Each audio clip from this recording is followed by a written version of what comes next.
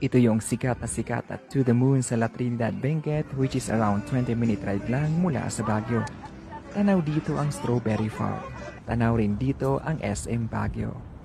Para kang nakalutang sa langit sa sobrang ganda ng view rito. May coffee and snacks din sila. At sa gabi, perfect ang pang-Instagram na picture mo with these awesome lights and background. Paano nga ba makapunta rito mula sa Baguio?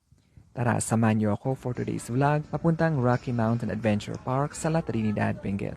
First, hanapin natin ang terminal ng jeep papuntang La Trinidad. Meron yan dito sa Magsaysay Avenue. Sa tabi lang yan ng Baguio Center Mall. Meron ding isang terminal sa Rizal Park, taas ng Burnham Park at baba lang ng City Hall. Piliin ang jeep na may sulat na cruise, upper o lower Tomay o Shilan. Huwag kang sasakay sa may sulat na Buyagan. Sabihan lang si Manong driver na i-drop ka sa junction papuntang Mount Calugong. Ang pamasahe lang pala dito ay 1850 pesos lang. Dadaanan din pala natin ang entrance papuntang Strawberry Farm. Pwede mo siyang i-side trip pagbalik o pwede mo rin namang unahin. Yun lang, for sure may dala-dala kang strawberries. At pag nakita mo na ito, pag-drop ka na kay kuya. May lalakarin lang tayo, more or less 15 minutes lang. Pwede ka naman mag-taxi hanggang doon mismo sa entrance kasi marami namang pumapasok na taxi rito. Pero since malamig ang panahon at need natin magpainit, lakarin na natin. May mga transient din pala sila dito.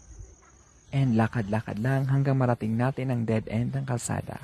Diyan tayo papasok kasi itong pa-left na daan na yan ay papunta naman yan sa Mount Calugong Cultural Village. Sundan lang natin ang eco trail na ito while enjoying the smell of the nature. Hanggang sa marating natin mismo ang tourist site na ito. 100 pesos lamang ang entrance fee. And by the way, ang babait ng mga staff nila dito. Marami talagang pumupunta rito upang ma-experience ang napakagandang vibes ng Rocky Mountain Adventure Park. Super nakakamangha at nakaka-relieve ng stress ang view rito. Matatanaw natin dito ang Strawberry Farm. At dahil pila pa sa may moon icon, puntahan ko muna itong mataas na view deck na ito. Dadaan ka muna sa may rock formations na ito. Pasok lang tayo sa nagbumukhang tunnel na ito at may akyatin ka lang konti and there you go. Para kang nasa langit sa sobrang ganda at sobrang sarap ng hangin. Perfect pang Instagram ang makukuha mong pictures dito. Swak na swak talaga ang 100 pesos mo. By the way, di lang Strawberry Farm ang matatanaw mo rito. Makikita mo rin dito ang SM sa Baguio, ang neighbor ng La Trinidad.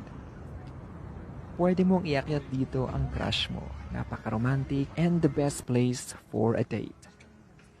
May cafe rin pala sila dito offering super affordable snacks and coffee. Nag-order na nga ako ng nachos and coffee while waiting for the evening para sa lights. At hindi po ako mag-isa, andyan si Mingming at may isa pa. So dahil ang bagal ng oras, binadji ko na lang. Oops! Isa pa. At ayan na nga ang lights na perfect for picture taking. Need lang pumila para makapicture. And that's it, ang Rocky Mountain Adventure Park. Para makauwi, same lang ang dadaanan. And don't worry, may ilaw ang kanilang eco trail.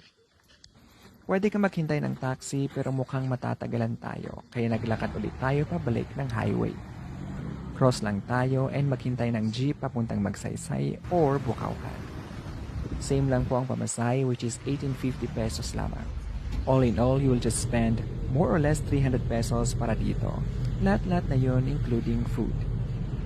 Please comment down below kung saan mo pa gustong pumunta for your Baguio travel or Baguio side trip guide. Thank you for watching and see you next vlog.